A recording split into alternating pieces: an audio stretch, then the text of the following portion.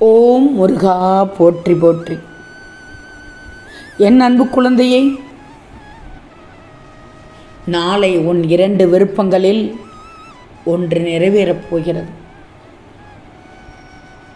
நிச்சயமாக நிறைவேறப் போகிறது. இது உன் முருகனின் சத்திய வாக்கு. இதை கேட்டு சந்தோஷமாக தூங்கி எழு தங்கமே. நாளைய விடியல் நீ நினைத்தது போல் நிச்சயமாக இருக்கும். இது உன் முருகனின் சத்திய வாக்கு. என் செல்வமே, இனி பார், ஒவ்வொரு நாளும் உனக்கு வரும் ஒவ்வொரு சவாலையும் சுலபமாக எதிர்கொள்ளப் போகிறாய். என் மீது நம்பிக்கை இருந்தால் வாழ்க்கை சுமையாக இல்லாமல் சுகமாக மாறிவிடும் தங்கமே. மனிதனாக பிறந்த எல்லோருக்கும் இன்ப துன்பம் வந்து கொண்டேதான் இருக்கும். மேடு பள்ளம் வரத்தான் செய்யும். பகலிரவு வருவது போல் வாழ்க்கையில் இது இயல்புதானே. துன்பங்களை சுமையாக அல்ல படிப்பனையாக ஏற்றுக்கொண்டால்தான் உன் வாழ்க்கை வலிமை பெறும். இன்பம் துன்பம் வெற்றி தோல்வி அனைத்தும் கலந்ததுதான் வாழ்க்கை. தடங்களை வெற்றியின் தடங்களாக கருதி நீ துணிச்சலோடு எதிர்கொள்ளணும். அப்பத்தான் உனக்கு வெற்றி கிடைக்கும், ஒரு வழி கிடைக்கும். புரிகிறதா தங்கமே? இந்த வாழ்க்கை உனக்கு ஒரு யாத்திரை தான். முருகன் உன்னோடு இருக்கிறார் என்பதே அதிக பெரிய ஆசீர்வாதம். நம்ம பாதையில் வரும் கஷ்டங்கள் எல்லாம் முருகனது கருணை கதவுகளை திறக்க தேவையான சாவிகள் தான். முருகனை நம்பு. நாள் அத்தனையும் உனக்கு இனிமையாக இருக்கும். தங்கமே, எதிர்பார்ப்புகள் ஏமாற்றுவதில்லை. யாரிடம் எதிர்பார்க்க வேண்டும் என்பதில்தான் நீ ஏமாந்து விடுகிறாய். இன்னொன்று தெரியுமா? நீ எங்கே பிறந்தாய் என்பது முக்கியமல்ல, நீ என்ன சாதிக்கப் போகிறாய் அதுதான் முக்கியம். இதில் வரும் தடைகளும் அவமானங்களும் காயங்களும் வாழ்க்கை வாழ்வதற்கே என்று உனக்கு உணர்த்துவதுதான். அது ஒரு படிக்கல்லு தான். நீ நதி போல ஓடிக்கொண்டே இரு, குளம் போல தேங்கி நிற்கக்கூடாது. எட்டாதது எதுவும் உலகில் இல்லவே இல்லை. உறுதி உன் செயலில் இருக்கும்போது வெற்றி நிச்சயமாக இருக்கும் தங்கமே. நீ விடியலை எழுப்பு, சோம்பலை விரட்டிவிடு, சுறுசுறுப்பை தூக்கு. சுறுசுறுப்பு நெருப்பில் சோம்பலை சாம்பலாக்கினால் வெற்றி உனக்கு விழா எடுக்கும். தெரிஞ்சுக்கோ. மனநிலை தெளிவில்லாமல் தைரியம் இழந்தவர்கள் ஒரு செயலையும் செய்ய முடியாது. துக்கத்தை அடக்கி கொண்டு மனதை ஒருநிலைப்படுத்திக்கோ. ஒருவன் செய்த துஷ்ட செயலால் உலகத்தை வெறுக்கவோ கோபிக்கவோ தேவையில்லையே. உன்னுடைய எதிரி யார் அப்படின்றதை மட்டும் நீ தெரிந்து கொண்டால் போதும். அதற்கேற்ற நீ நடந்தால் போதும். உன் வாழ்க்கை அழகாக இருக்கும். சொல்வதை கேள், எல்லாம் நன்மைக்குத்தான். மனதை போட்டு குழப்பிக்கொள்ளாதே. பார்ப்பவர்களை எல்லாம் நம்புகிறாய். சிரித்து பேசிவிட்டால் நீ உடனே அவர்களிடம் அப்படியே அனைத்தையும் ஒப்பித்து விடுகிறாய். கற்கண்டும் கண்ணாடி தொண்டும் பார்க்க ஒரே மாதிரி தான் இருக்கும்.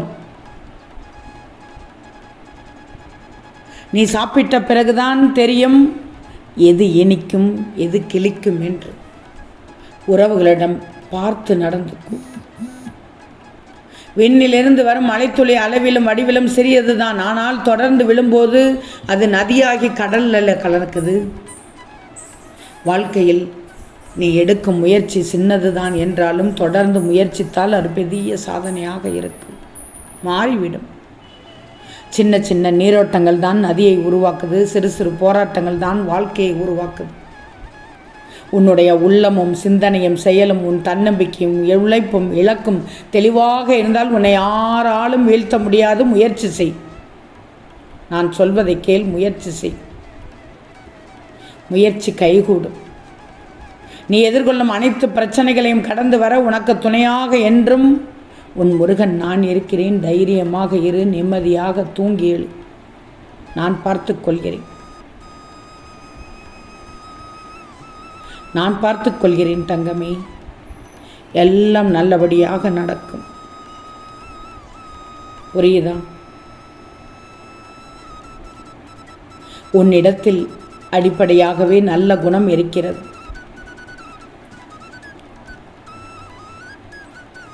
தங்கமே, உனக்கு நீயே உண்மையாக இருக்கிறாய். நல்ல குணம். அனுபவத்தில் கற்றுக்கொள்வது ஒன்றும் செய்யாமல் வயது மட்டும் கூடினால் அனுபவம் கிடைக்காது. விழும் பொழுதெல்லாம் எழும் வேகம்தான் அன்றாட தேவையாக இருக்கிறது. இப்போது உன்னுடைய வாழ்க்கைக்கு தேவையற்ற சிலவற்றை ஆராய்ந்து களை எடுத்து மனதிற்கு வெளியே வீசிவிடும். மகிழ்ச்சி தானாக உருவாகும். தங்கமே, தோட்டத்தில் ரோஜா செடிகள் வளர்த்து வரும் உனக்கு மரங்கள் வளர்க்கும் ஆசை வருகிறது. தென்னங்கீற்றுகளை நட்டு அவை நன்றாக வளர்வதற்கு தேவையான உரம் போட்டு நீர் ஊற்றி வேலி போட்டு மிகுந்த பாதுகாப்போடு வளர்க்கிறாய். யோசிச்சுப்பார். தென்னை மரம் நெடுநெடுவென உயரமாக வளர்ந்து உன் வீட்டுக்குள்ளே நிற்குது. ஆனால் மாமரத்தின் மிகப்பெரிய கிளைகள் எல்லாம் அடுத்த வீட்டு பக்கம் சாய்ந்து கிடக்கிறது. அவற்றை வெட்டினாலும் அடுத்தடுத்த கிளைகள் அந்த பக்கமே எட்டி பார்க்கிறது. மாமரம் சீக்கிரமே பூ பூத்து காய் காக்குது. பக்கத்து வீட்டுக்காரர் கைகளை நீட்டியே பழங்களை பறித்து மகிழ்ச்சியோடு சாப்பிடுகிறார்கள். உங்களிடம் அதற்கு அனுமதி கூட கேட்பதில்லை. அதே நேரம் தென்னை மரத்தில் ஏறி காய் பறிக்க உங்களால் இயலாமல் போகிறது. 2 மரங்களாலும் எனக்கு பிரயோஜனம் இல்லை என்று வருத்தப்படுகிறாய். இது நியாயமான வருத்தமாக உனக்கு தெரியக்கூடும். ஆனால் உண்மை என்ன தெரியுமா தங்கமே?